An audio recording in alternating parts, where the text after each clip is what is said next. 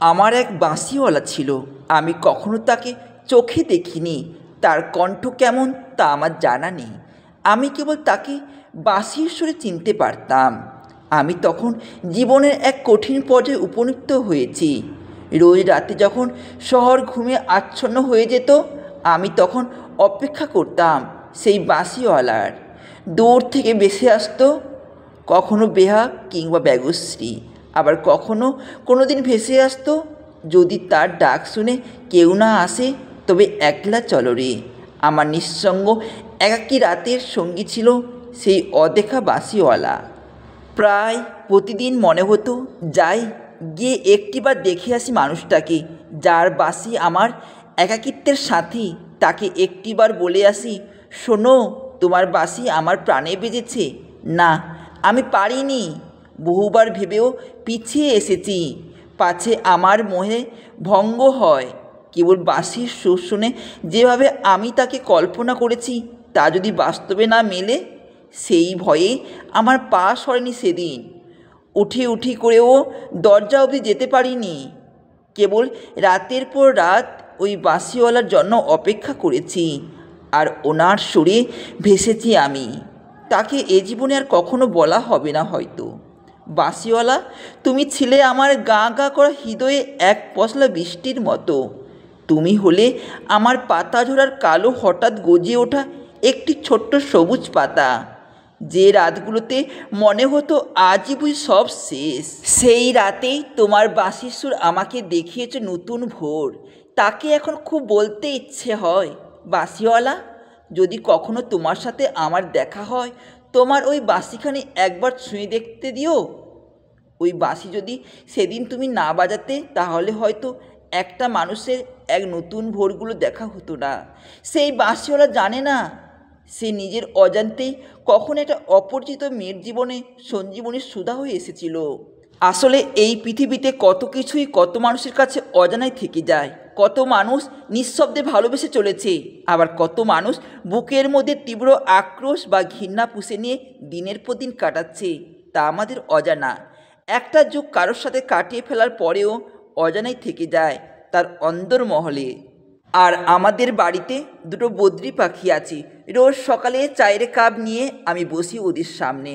ওদের অবশ্য আমার বসা না বসায় কোনো আক্ষেপ নেই, কারণ ওরা নিজেরা নিজেতে মগ্ন থাকে।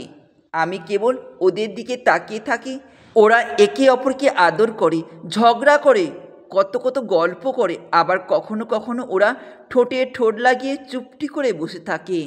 আর আমি বসে বসে দেখি ওদের। আমার বড্ড লোভ হয় ওদের গল্প শুনতে। ইচ্ছে করে জিজ্ঞেস করি, কেমন করে তোমরা এমন ভালোবাসায় থাকো? কি করে তোমরা দুজন দুজনকে বেঁধে রাখো এমন প্রেমের ডোরে?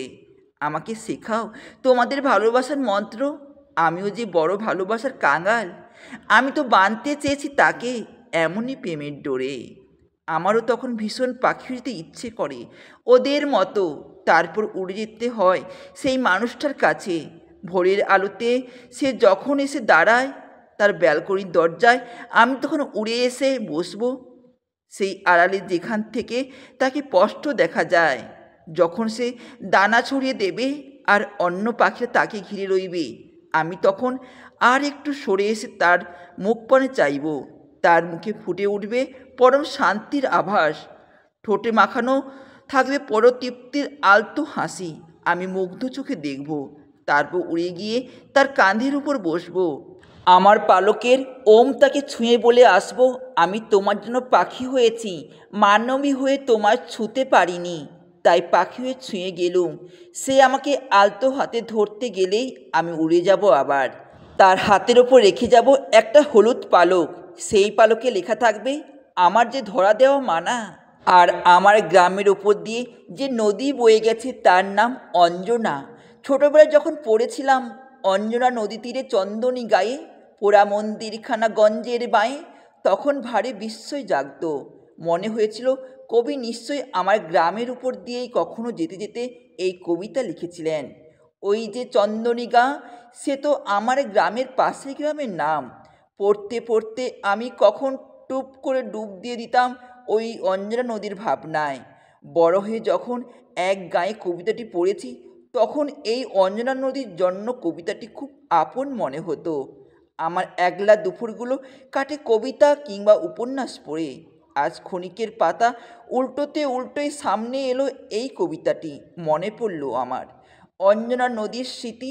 আমার শৈশবের অঞ্জনা এখন আর নদী নয়, কচুরিপানায় ভরা খেলে পরিণত হয়েছে।